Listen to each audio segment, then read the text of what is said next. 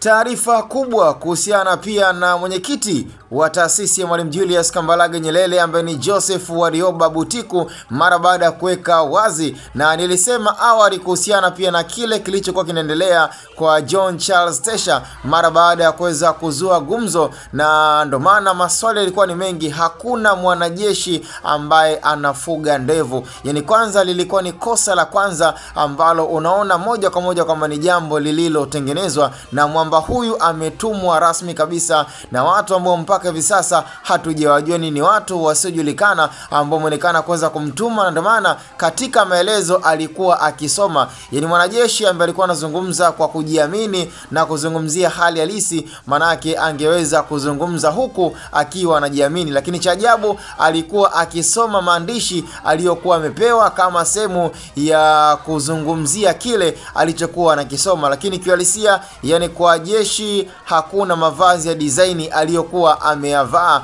ambaye ni kaka John Charles Tesha, na hata kama alipokuwa eneo la Tanga kwamba ndo kuna baridi kiasi kwamba labda mavazi ya jeshi la JWTZ ndo ambavyo linaweza kuvaliwa. Kwa hiyo moja kwa moja lilikuwa linamhukumu zaidi na kuonekana kabisa kwamba ni michezo iliyokuwa imetengenezwa na John Charles Tesha, ambaye hivi sasa moja kwa moja jambo lake limefichuka kwamba hakuna cha mwanajeshi, hakuna cha ukapteni wowote wa jeshi la anga, bali ni michezo iliyokuwa imetengenezwa na ilikuwa tayari imeshaandaliwa zaidi kabisa kuweza kumchafua Rais Samia Suluhu Hassan. Tulisema awali kabisa kwa ndo maana moja kwa moja kadri tunavyozidi kufuatilia ni kwamba taarifa imeonekana kuwa sio sahihi ya aliyejiita kapteni ama mwanajeshi kutokea jeshi la wananchi la Tanzania. Tukutane kwenye upande wa comment.